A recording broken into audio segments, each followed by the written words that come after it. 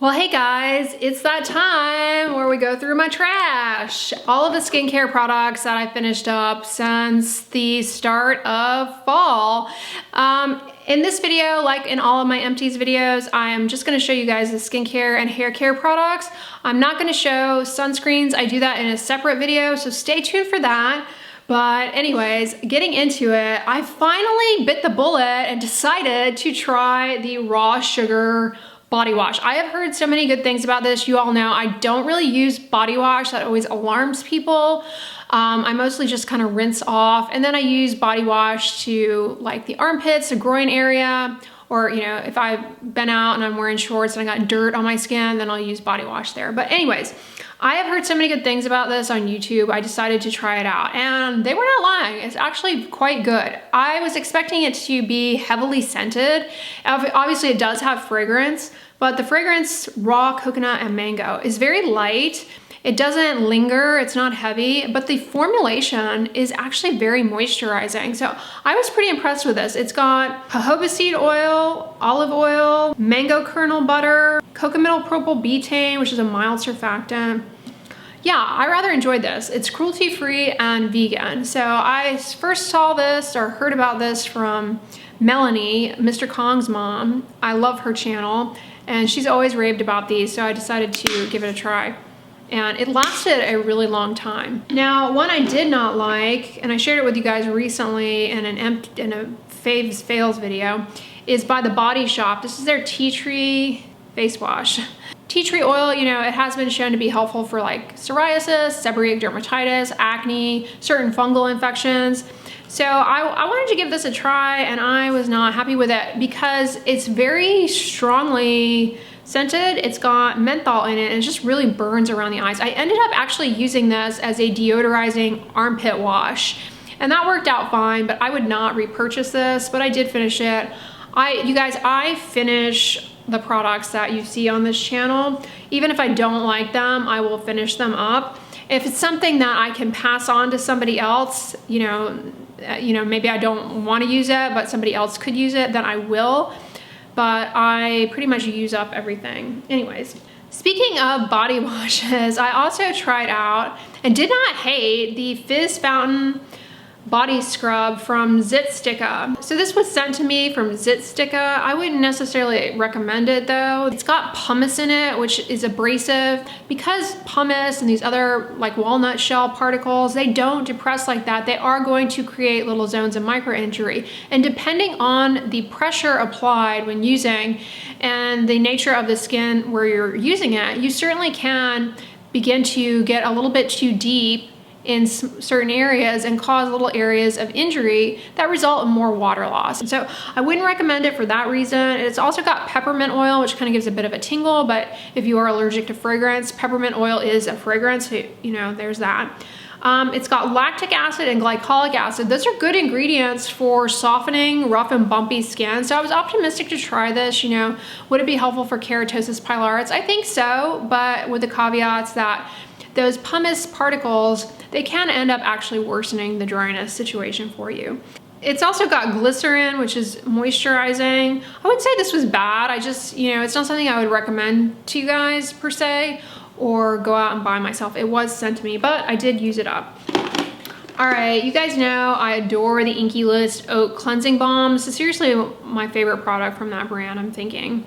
Works like a dream, finished it up. I also paired it and tried out their fulvic acid brightening cleanser.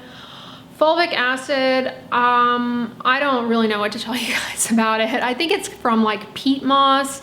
It's not, you know, it's kind of an unconventional ingredient. I don't know what they claim it does, but it's in there. I don't think it's necessarily harmful, but I can't promise that it does anything magical.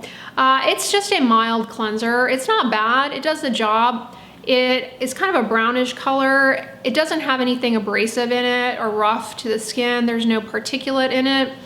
It just, you know, there's not much I can say about it otherwise. It didn't burn or sting around the eyes. It did a good job in this double cleanse fashion. It wasn't overly drying. One thing I will say about it is that when you put it in your hands, it's a little bit slippery. It kind of falls out of your hands easily. I don't know if that's just the formulation absence of certain thickeners or whatnot, perhaps. But yeah, I thought this was a good pairing together as a double cleanse. I finished the daily facial cleanser from Cetaphil. This took me back to the 90s, the last of their old formula. This is the one that it does have fragrance, and then the reformulation still has fragrance. Now their gentle cleanser, the creamy one, does not have fragrance, but the daily facial cleanser does. And I actually have always loved the scent of this. Let's see if it still smells. Yeah, I've always loved the scent of this product. It's just nostalgic to me. So the new formulation, the tweaks in the new formulation, it no longer has methylparaben. I think it has a different preservative now. And I think it no longer has sodium lauryl sulfate. Don't quote me on that. I will link down below or put in a card my video comparing ingredient by ingredient this and the new formula. So check that out. But yeah, I've always liked this. I also finished the Function of Beauty shampoo and conditioner. You guys know I've been using this since October of 2019. Well, not these bottles, but I've been using Function of Beauty shampoo and conditioner since October of 2019. Okay, so I always have a hard time with the last remaining product. So what I did this time is when you get your order, it comes with, like, the bottles have a little metal cap on them, and then you have to put this in yourself. So keep the little metal cap, because when you get down to the end, you can take this off and put the metal cap on, and then it's easy to get out the last remaining. Because this pump, it's hard for the pump to really get the last remaining product. I do still have like a tiny amount in there, but anyways. Finished those, but that's a little tip for getting the dregs out. Keep the metal cap. I finished this Biafine that a viewer sent to me. This is available in Europe. It has trolamine in it, and this product has actually been shown to be helpful for healing, post-surgical scars. It does have fragrance in it. The fragrance is actually kind of nice. It's actually a nice citrusy scent, but you know, if you have sensitive skin, eczema, it's not a good idea to use products with fragrance. They can end up irritating your skin. Likewise, if you're dealing with hyperpigmentation, that irritation can worsen the hyperpigmentation. I mean, we've talked about reasons to avoid fragrance on this channel ad nauseum, but this was sent to me. I tried it out. I didn't think it was that great, honestly, just as a moisturizer or as a balm, but I finished it up. I also finished the Tatcha Indigo Overnight Repair Cream. This was sent to me in PR, and I finished it. It's not bad. It's a very thick balm. It's really good if you're dealing with very dry skin and you're looking for something almost kind of like slugging, I would say. This will get you there. If you're somebody who's interested in doing slugging, you know, putting petrolatum all over your face, but you don't get along with petrolatum, you want an alternative, some sort of balm or ointment, try this, although it is ungodly expensive. I don't necessarily think it's worth the price. Check out my video on balms. I list some alternatives there. Like, personally, I love the La Roche-Posay Cicaplast balm. I think it's superior to this, just in terms of, from a price perspective, I should say. They're both nice facial balms. The other thing I didn't care for this, I mean, it's just a technical thing, is the packaging. It's kind of hard to get the product out of all those nooks and crannies. I mean, you really have to get in there. This package is so heavy too. It's really heavy. I made a joke in a reel that you could throw this at an intruder. So you guys have noticed in my skincare routines that I've been washing my face again in the morning with a salicylic acid cleanser, although some mornings I skip it if I'm in a hurry. But I finished the Peach Slices Acne Clarifying Cleanser with 2% salicylic acid. I love this. Really good product. You can get it at like Walgreens. It's cruelty-free, and I believe it's vegan as well. I finished the Neostrata Problem Dry Skin Cream. Highly recommend this if you deal with rough and bumpy skin, keratosis pilaris, or if you have dark elbows and knees due to frictional changes. It has alpha hydroxy acids, namely glycolic, lactic, and mandelic, which will help soften dry, built-up, heaped-up skin cells and improve moisture retention. And it also has gluconolactone, a polyhydroxy acid that really can help in improving the moisture content, as well as very gently exfoliating. And it's got petrolatum in it and mineral oil, so it's very occlusive. Actually, it really does a good job reducing, that's really going to help with reducing water loss out of the skin. So it's great if you've got keratosis pilaris. Not inexpensive. So, if you have KP, an alternative that I would recommend that I'm currently using and loving is the new Cetaphil Rough and Bumpy Moisturizer. It has urea in it.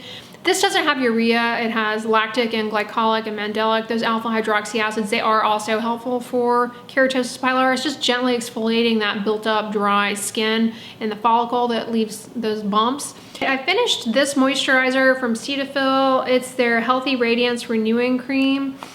It has, there's the empty jar. It has bakuchiol in it, which is an antioxidant. You know, there's some laboratory-based studies that suggest it may, you know, activate some of the same pathways as retinol does, but don't believe the, you know, kind of hype around it that it is an alternative to retinol, because we really don't have that data that, you know, applying it to the skin leads to things like improving wrinkles, fine lines, removing sun damage. But it has been shown actually to improve the stability of retinol. So you may see it in retinol formulations, like alongside retinol. It can be irritating. Some people, you know, there have been reports of people developing an allergy to it. Anyways, it has that. And it also has niacinamide, which you guys know is good for redness and hyperpigmentation and helpful for the moisture barrier, but some people find it's irritating and stings. It's one of those moisturizers that goes on a little streaky and patchy, I found. And I personally much prefer the Cetaphil Moisturizing Cream. That comes in a large tub as a facial moisturizer to this. This isn't bad or anything. I just, you know, I bought it, but I would not repurchase it. I do get PR from Cetaphil, but I actually bought this, and I actually bought the sunscreen from the same Healthy Radiance line. Remember from my fails video, it burned in the eyes. So yeah, this was not one I would repurchase per se, but not bad overall. All right, I finished this and highly recommend it. Kind of sad it's empty. Is the Radiance Cleansing Balm from Beauty of Joseon. This is a fragrance free. I think previously it did have fragrance in it, but they have taken the fragrance out. Cleansing balm, and I love how the little scoop stays put in the lid. It's like the perfect size to just hold it in the lid. This is great. It's a cleansing balm, spreads on the skin nicely. It's not thick. It does a good job just kind of dissolving all of the dirt. I mean, cleansing balms and cleansing oils, they are one of my favorite type of products to use. I just find that they put you in a better mood, rubbing oil all over your dirty face. Yeah, and it emulsifies in water, so you get a little bit of a foam. Now, I always do a double cleanse, so when I get in the shower, I use a gentle cleanser as a second step.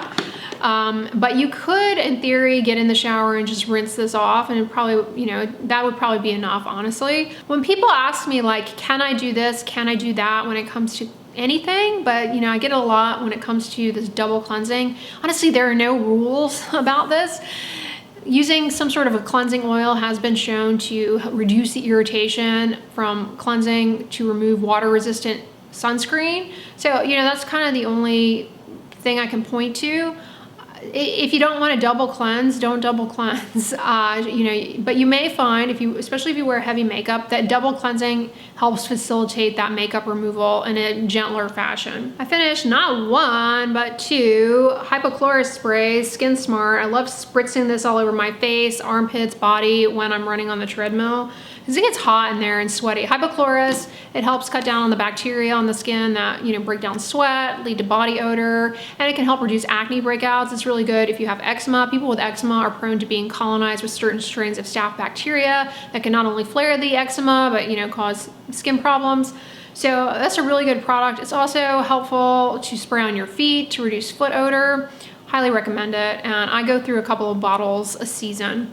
And last but not least, I finished a bottle of the PCA Skin Pigment Gel, hydroquinone free. I used this a couple of years ago, and it really helped a lot in conjunction with tretinoin for fading some residual hyperpigmentation that I had on my cheeks. And so in my personal experience using it, I think it is a very good product based on those results and the results others get. This is a really good product if you're someone who has been using hydroquinone and you have to take a break from it, because you can't use hydroquinone indefinitely. You need to take breaks, otherwise you can get rebound worsening hyperpigmentation. This would be a good product. It has kojic acid, glutathione, azelaic acid, lactic acid. These are all really helpful for hyperpigmentation. And now it does have low molecular weight alcohol that allows for better penetration of these ingredients into the skin, I'm assuming.